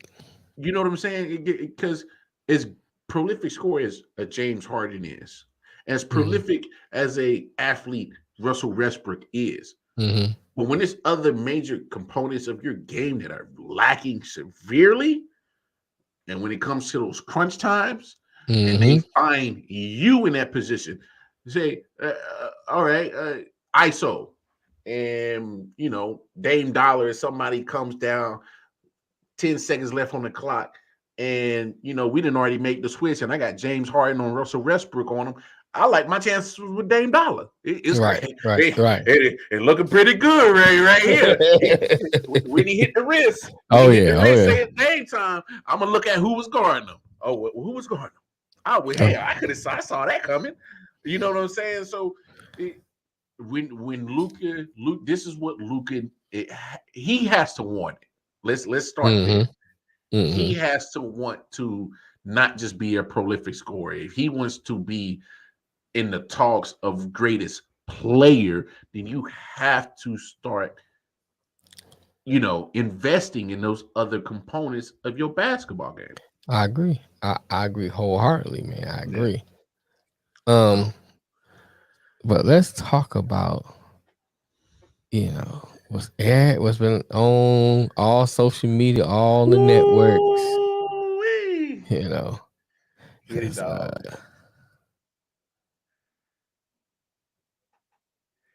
Mr. Patrick Beverly. Hate. Let's play the clip. But there are going to be people who are going to be saying that for whatever reason you have an axe to grind with Chris Paul and that you're saying some of these things based upon some sort of personal animosity. No, I'm saying all of this because this is what the NBA says. And players in the NBA know this. My coach used to tell my coach Finch, he told me, I'm just the weatherman. I'm just giving you, letting you know if it's raining or not, brother. Yeah. These are other, I'm not the only one who says this. There's other people, man, what? If I'm playing a game and I'm getting ready for the Phoenix Suns, come on, let's go. If I'm getting a game and I'm getting ready for the Golden State Warriors, yeah, I'll holler at y'all tomorrow. I got an early one. I'm just saying, my preparation is very different. I see. That's all. And that's because of Steph and Clay and all of that. Steph. Yeah, so people will look at Steph and Chris Paul and say they are the two preeminent players of their generation at their position. Do you compare the two of them? No, you can't compare them. Very different players, but I agree with what you said. That they would be the two preeminent guys at their position. I don't want to put any words in your mouth. I feel like you're saying that Chris Paul is overrated, that people view him in a way, but you haven't used that word, so I don't want to put it in your mouth. But is that what you're saying, that people generally overrate how great a player he is? I think he's been in a fortunate situation to be, president of NBPA and State Farm commercials. So he's fortunate to get certain calls in games that normal guys don't usually get. I'll say that. Thank you for watching ESPN on YouTube. For live streaming sports and premium content. Well, I'll let you go. Is he hating? Man. Is he hating? I mean, here's what I say. I never have a problem with someone speaking their truth. I never have a problem with someone giving facts about another player. But when you start making it personal, because we didn't get the part he said he's a cone and all that stuff. I think now you're making it personal. You know what I'm saying? Now, if you say that's a joke, we joking, but he said, you and the fellas hanging out, and y'all talking about going, he ain't say the club. I'm using that. I'm just kind of like adding stuff that he kind of left out and implied. We going to the club. Oh, we playing the Suns? Oh, yeah. Let's go ahead and go to the club. You know what I'm saying? Versus, we playing the Warriors. Oh, I got to we going to the club. Let's go. What up, don't it? I got an early night. That's disrespectful, bro. I'm sorry. That's disrespectful. I think it's personal when you do that. It's like, now you say, I think he's overrated, and here's why I think he's overrated. These facts right here. I don't have a problem with that. Mm-hmm. Facts are facts. Mm-hmm. So I do not have a problem with that. I think when he started calling him a cone and all that kind of stuff, trying to be funny. Yeah, you making it personal. There's a difference between joking, because Nick and I like to joke. All of us like to joke. You know what I'm saying? So I don't have a problem we joking, but it seemed more personal the way he did it. Oh yeah, no doubt. And just to get my take on it, no matter where you sit at on the CP3 debate, whether he's top 5 or not, that's up for everybody's own personal opinions. But with Pat Beverly, and we even talked about it last year, you get mad because your team didn't make the finals, and Chris Paul busted your ass last year, and you turned around like a coward and pushed him in the back like a bitch. And now this year, you don't even make it to see him, and all of a sudden ESPN puts you on, and you got all this shit in the world to say. And I gotta say that because I was not a fan that ESPN gave him literally the whole day Monday to go from show to show to show to show to show to sit there and trash Chris That's what they Paul. do, man. That's what they do. Because drama sells. Oh, of course. Drama sells. But my thing is like it's not like Pat Beverly was given, because he is a current NBA player. It's not like he was given, insight. It looked like hate. It looked like he was an ultimate hater of Chris Paul. And my thing is, it's like, what's to hate on? He's eliminated. He is eliminated. He is both of them eliminated. Both of them eliminated. but that's what I'm saying. Right. He is sitting on the bench, or he's sitting on the couch at his house watching the NBA, just like you, Pat. Right. Why the hate? Why the reason to sit there and selling insurance? It is. Look, I can understand if he was given 100% basketball analysis because he is an NBA player. Right. But that's not what I got from the whole day from him when it came to Chris Paul. He was like, oh, well, he's favored. He gets the calls. He's selling insurance. He's NBA Players Association president. So he gets this. He gets that. I mean, LeBron is in the same boat with him. LeBron's on that player committee with CP3. I didn't hear you having that beef with him. He shouted out the bubble championship too. He spoke on that too. Did he? Yes, he was on a tour, bro. Oh no, he was on a tour. He was on a Pat Beverly tour. But you know what? Okay, here's what I say. Pat Beverly's me. That's why I was late to the show. I feel like I'm Pat Beverly. I don't have a problem what he said about the bubble thing, because some of the things I think he said we all said. Yeah. But I think with the Chris Paul, it just seems more personal. It does. But go ahead, Nick. Just like you got something to say. Go ahead, Nick. No, I like it. I like that he called out the bot. I'm glad that somebody called it out. I like this. I like Pat Beverly. He's my I don't dislike him.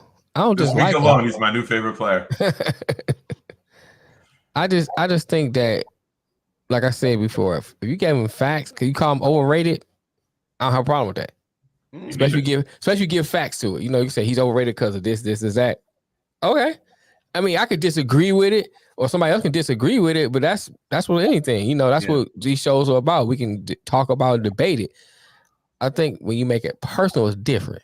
I think it makes it more fun when it's personal, because now you're like, oh, these motherfuckers really hate each other. I like this. It's genuine. There's hate there for some reason. I hate to go in there and be all, he's a good player. Well, I think it's a difference. I'm not saying that, Nick. I'm not saying that. I'm definitely not saying that, because I wouldn't do that. No, other NBA analysts will. Yeah. I don't like that either. They don't want to say anything to ruffle the waters, and right? They want to play nice. I like that there's a genuine distaste for play. In this generation of everybody's friendly and everyone gets along and we encompass everyone. Right. I love that there's a genuine hatred. Don't forget, the generation that we grew up in, it was like this. Oh, yeah. Imagine if Bird weren't that friendly on the court. You know? Yeah, they were. People genuinely hated each other back then. Like, these guys wanted to kill one another when it came to the not back then. Them motherfuckers still hate each other now. Yes. You can't get Jordan and Isaiah Thomas in the room together. Right. There's going to be some. There's going to be some death stares. There's going to be some death stares. You know what I'm saying? There's going to be some backhanded shit talking in the same room, looking at each other. You know, I like that. Right. I like that. It's different generation, different time. Yeah. And like I say, I don't have a problem with none of that. All I'm saying is, all right, put it this way: I'm on a show. And I can say, "Hey, he garbage, he trash," and this is why he's garbage and trash. Yeah. And I really don't like him. You know, I have a problem with that. Well, you know, he's a cone and this and that. That's stuff I say to your face. Let's be real though. You played more defense in that series than Chris Paul did. Let's be real. He can't. I mean, yeah. I mean, that's those are facts. And say that. I rather you say that. That's just his way of saying that. It's But like, I'd rather you say that. He just sits still on D. Yeah, I just think it just seemed personal to me, and I think if Hey. it gets personal to me, I'd rather say that. I'd rather me and you talk face to face about that. Hey, but that's that you got to remember. This is the element that we are in now. It's not just about football or basketball or baseball or hockey. This is sports entertainment realm that we are in now that is involved with everything else. There needs to be a heel. There needs to be a face. There needs to be a good guy. There needs to be a bad guy. This shit sells.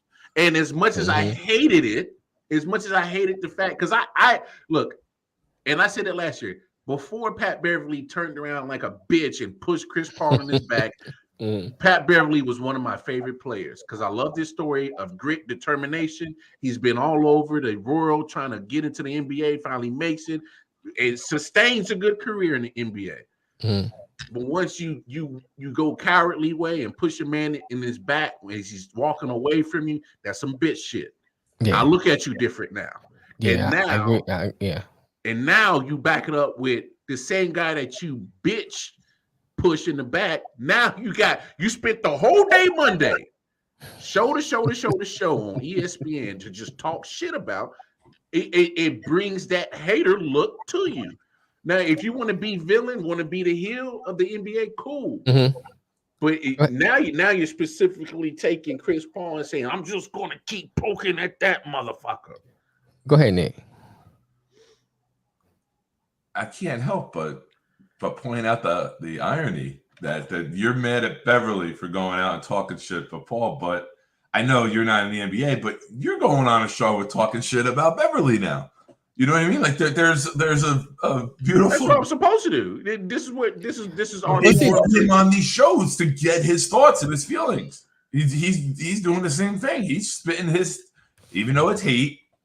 And I'm not one to like. I'm not coming down on you for it, but you're hating on him right now. So like, it's provoked conversation, and like Mel said earlier, drama sells now. I don't that sells because you don't know what sex anybody is anymore in this day. But here's my difference. I don't hate Pat Beverly. Pat Beverly seems like he has a true disdain for Chris Paul. I hate antics of Pat Beverly. Certain small little events that I just don't agree with. It doesn't change the fact of whether I like him or not. I'm just when you go literally a year after you bitch punked some dude in the back, push him in the back, and then a year later you had a smear campaign all day. I can't rock with that. You know, it's my thing is if he's going on this smear campaign all day Monday about Chris Paul, you better have the balls to say that to that man's face. I think he will. I think he has to his face. Like I don't think. Let's see what Danny Green had to say. Bro, people target you too, Pat Bev. You ain't playing no defense out there. You ain't stopping Luka. It's time and time again. I see Luka call your ass little man. He's too small and go right at you every chance he got. You're a cone. When you play Luka, you're a cone too. How would you like that?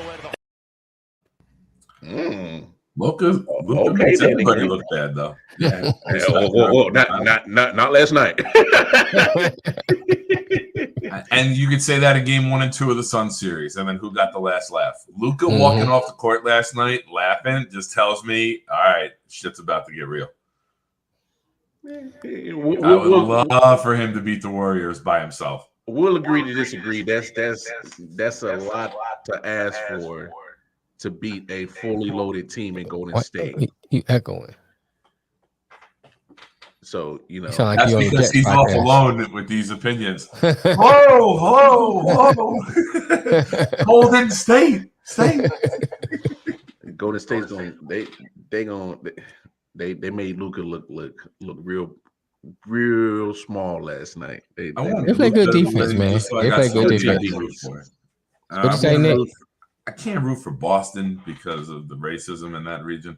I can't root for Miami because it's just an Eastern team. I hate the Warriors. I would much rather. Why you don't like the Warriors though? Well, why you don't like the Warriors? I don't. I hate Draymond Green. Okay. I'm sick of Steph. I coached you. Wait, if you like Pat Beverly and Draymond Green almost in the same boat. Yeah, but Pat Beverly's never been on a team that matters. He was just on the Clippers team that went to the Western Conference Finals last year, and they didn't even want to keep his ass. Now that's like saying, "Oh, Kenyon Martin from the Nets. They went to the finals twice." Oh, first of all, what's wrong with Kenyon Martin? Are you hating? He's the same thing. He's the same thing as a Draymond Green and a Pat Beverly. You forget what Kenyon Martin was to that team? Kenyon Martin was the fucking instigator. He was the bully. He was the get in your face if you foul Jay Kidd too hard. That was Kenyon Martin. And I loved every second of it. Yeah. But I'm saying, Kenyon Martin. Much respect to Kenyon Martin and Elmer's Glue Van Horn. I always got to bring him up. Right. Whitest white I've ever seen is Keith Van Horn. The inside, when he shot the ball, the inside of his arm where the sun never got, it's the whitest white on earth. They talk about that black that you paint and it absorbs light. Keith Van Horn gives off all the light that paint absorbs. What up, Silent 40? Hill TDS. Derek Coleman. Hey, look. This is now that both of those players are on their off season, and other players are going to weigh in. This to me, this means Pat Beverly is going to have to perform every time he plays against Chris Paul next year, and you know what? Maybe it's long-term booking, but this man he's going to set it up that the NBA is going to fight who's going to coverage all those Timberwolves and Suns games when they match up. Who's going to? Because remember, Pat Beverly, he was stirring shit up in the offseason, and so he's going to make that matchup must Makes for good TV. Yeah, it does. It does make for good TV. And you're desperate for your Christmas NBA is going to get screwed because the NBA they don't want that. They know the matchups already for Christmas. Right. Did you see what the NFL did in one of the most gangster moves ever? Oh, what they do? They matched up every city with the NFL team at the same time. Oh, wow. So, like, if it's Detroit versus Chicago, they're putting Detroit versus Chicago on at the same time. Like, if you look at the Christmas Day NFL games, I think it's Miami it's the Heat against the Bucks. They're doing Packers against the Dolphins. They're going toe to toe in every sport on Christmas Day to slaughter the NBA. It's completely gangster. I love it. Pat Beverly is straight drop 10 trash ass players ever.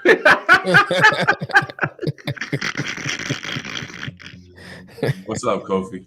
I mean, look. Hey man, people gonna say whatever. All I know is that when they match up next year, they're going to have to. Pat Beverly's going to have to play ball. Put this up. Please let me read this. Right.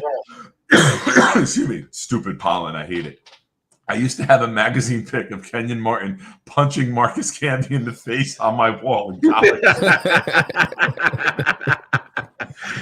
That was I could tell you the magazine, you got it out of Slam magazine, right? Oh, it definitely had to be Slam or Slam was the one that had the good ones in color too. Or Inside the NBA for the kids, the Sports Illustrated. Oh, they weren't putting that in Inside the NBA. Ahmad Rashad would not approve. Everything had to be copacetic for him to put his name on it. Yeah, like he out here smashing all these women. Leaving Felicia at home. Leaving Felicia at home. trying to make me a fan of him? All right, I'm in.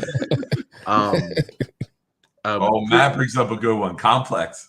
Real quick before because we got about 8 minutes left in the show. What's the other series? Boston and Miami. They played tonight. Sunburn against rapists. Racist. I'm sorry, racists. Oh no, they might have some rapists up there. You never know, but yeah, you never know. It's Boston, it's a melting pot. Yeah. I'll say this.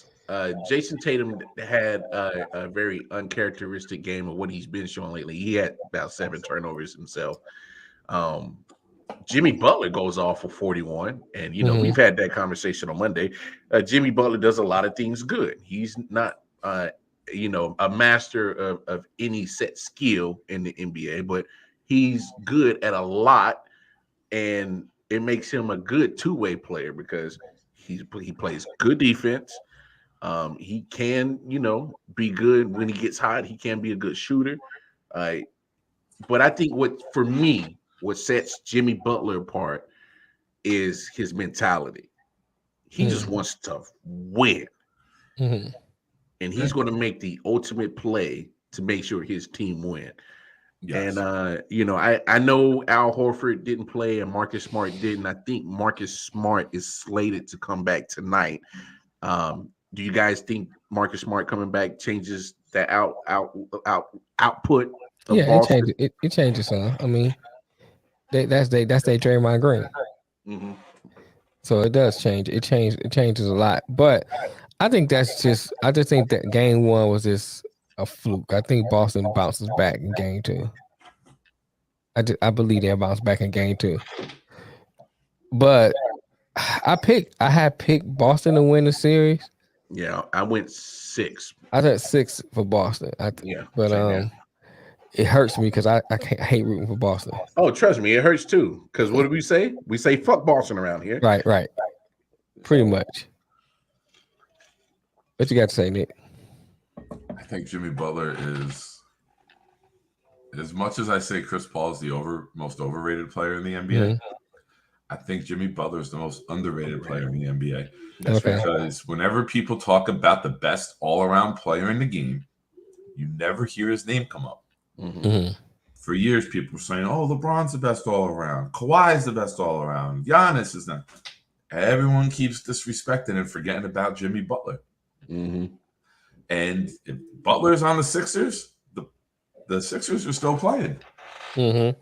If Butler is anywhere else, that team is still playing. Now, he hasn't always had the greatest supporting cast to help get them over the hoop, and then they've lost a bunch in the playoffs. Mm-hmm. But, man, there's not a time where I don't watch Jimmy Butler play, and I say, you know what? I really like how this guy plays the game. He plays the game the right way. Like Lamar said, in a generation and a time where everybody's about self-promotion, Butler will do whatever it takes to win the game. You need me to play lockdown defense on their best for 48 and not shoot? I got you. Yep. You wanted me to get 10 assists? Tonight's that night? I got you. He'll do whatever it takes to win the game. He's got the Mamba mentality without having to be the assassin scorer. Mm-hmm. Certain nights it works out that way. The other night it did. Yeah. He scored 41 and they won. They can score 14 tomorrow or tonight and win. That's what he does. He's the chameleon of superstars. He'll take on whatever role in the. He don't need the ball in his hand like LeBron or Westbrook. He don't have to shoot 17 threes like Curry. He will find a different way to affect each and every game. And in a series, that's very, very difficult to deal with. And I think it's Heat in 5. I'd fuck everything Boston. And I wanted to say 4, but I think Boston's getting the game that they play, and they don't like it. Miami. Yeah. Hey, the physicality is being matched. Mm-hmm. Now, Boston, who's been bullying everyone in the playoffs so far, meets the physicality and gets the physicality in return, and all of a sudden Tatum disappears. So I think that's a storyline worth watching tonight. It's the Duke in him. You get no arguments from nobody about that. I don't think nobody on here gives 2 fucks about Duke. I try to find something to disagree with every time Mel talks, but this time I'm right, bro. You got it right, bro. You got it right. Say some more. The floor's all yours. Duke can kiss a whole ass, bro.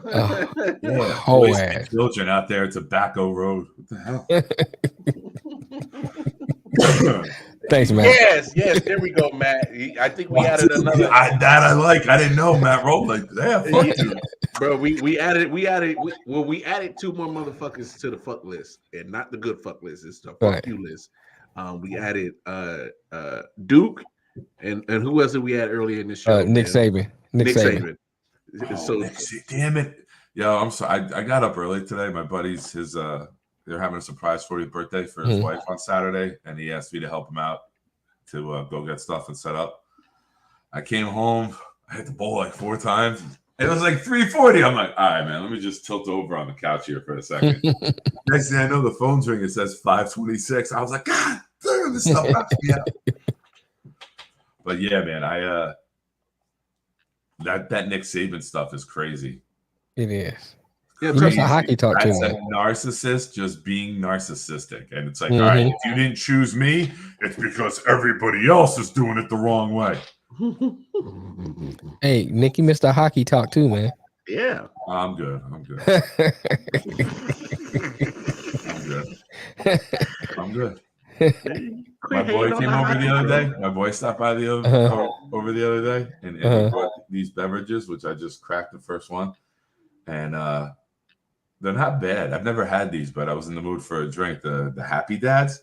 Never heard of it. Number one, if you show this to my son, it's going to be like, oh, ho, ho, ho, 2 lies. He's not happy or your dad.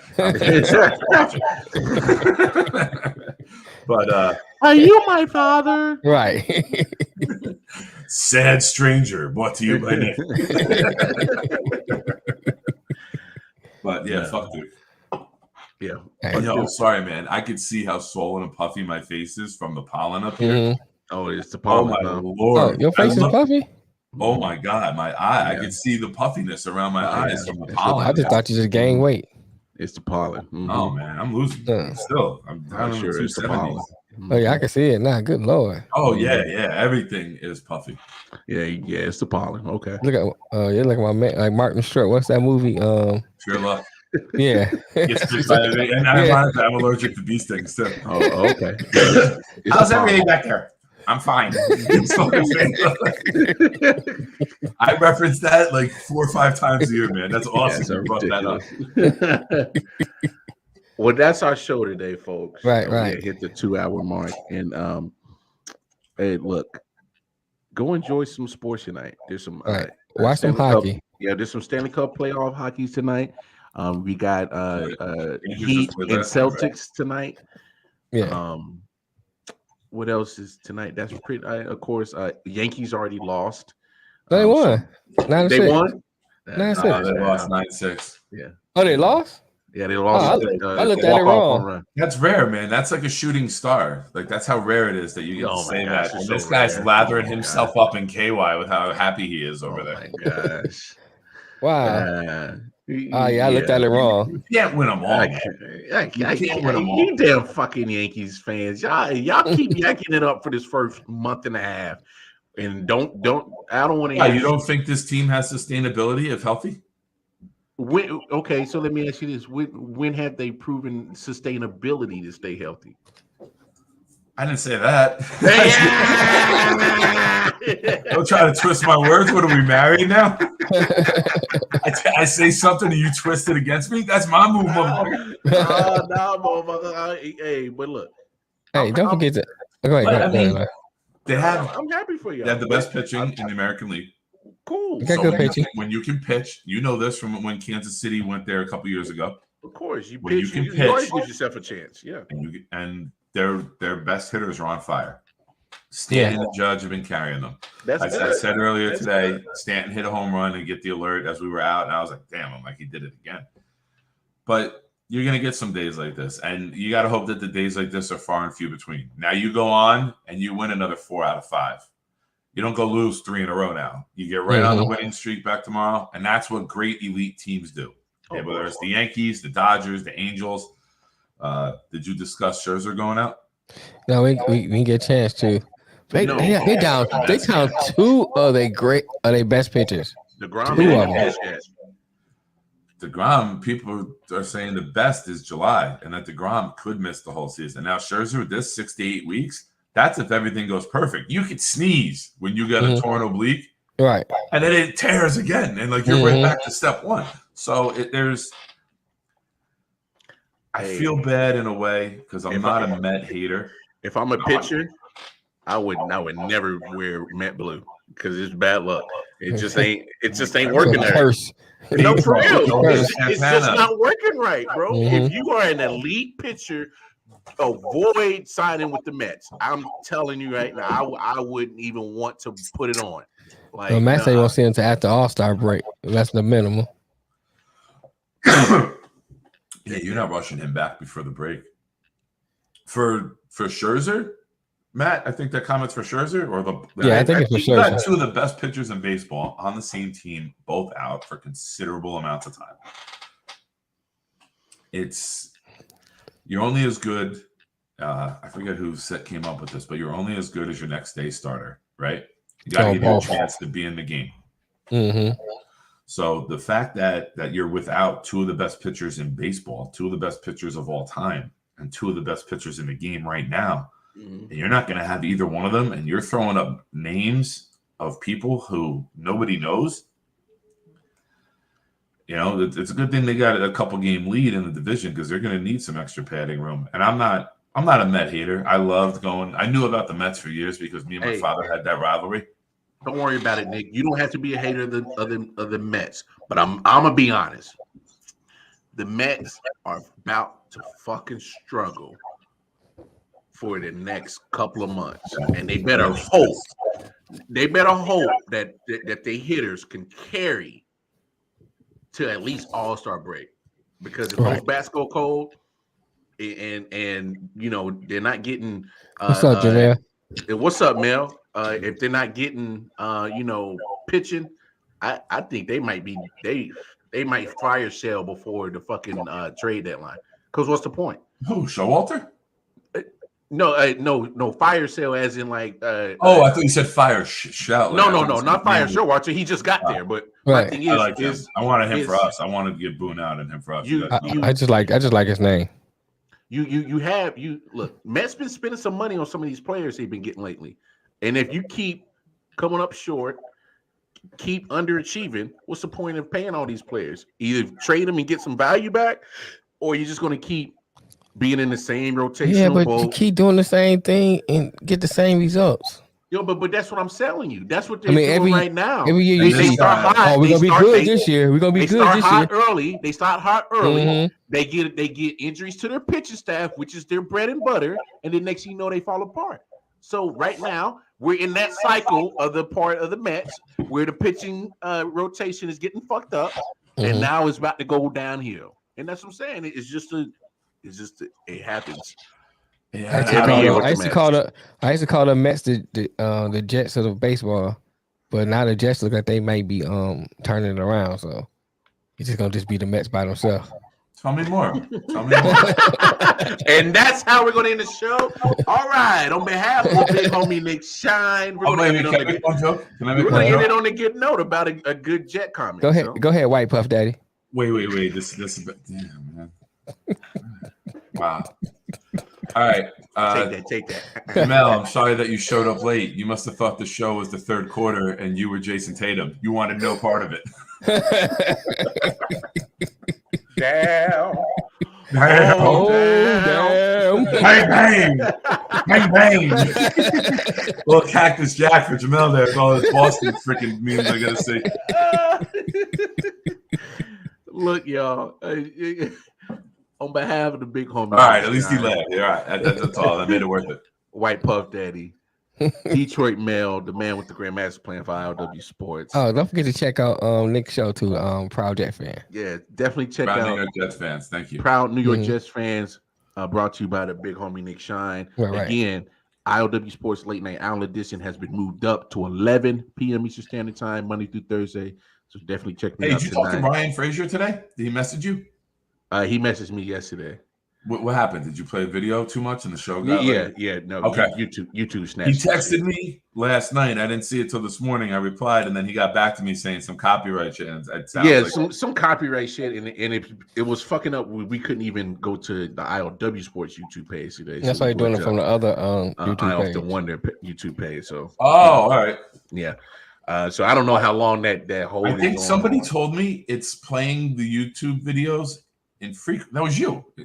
Told me in frequency, not the length or the audio. It's going video to video to video is what tags it. It's like it's like a certain limit, and it has to only be like a certain. I try to get clips under a minute, sometimes I'll get a 2-minute clip because it helps with the point I'm making. But anyway, look, y'all, proud New York Jets fan, definitely headed up by Nick Shine. Y'all definitely give him some love on the YouTube page. Continue to go over to YouTube, I.O.W Sports Network. Show us some love and support. Go to the Facebook page. Get some merch. The link is up at the top. And don't forget, $30 gets you the very exclusive I.O.W Sports cap to that Cash App. You see it right there. Give us an address. We'll send it out to you. But look, on behalf of the whole I.O.W Sports crew here, it's been great. Been an honor to come here with episode 153. Check us out again Monday, 4 p.m. Eastern Standard Time, as we are back with episode 154. Stay in the show real quick after we log off.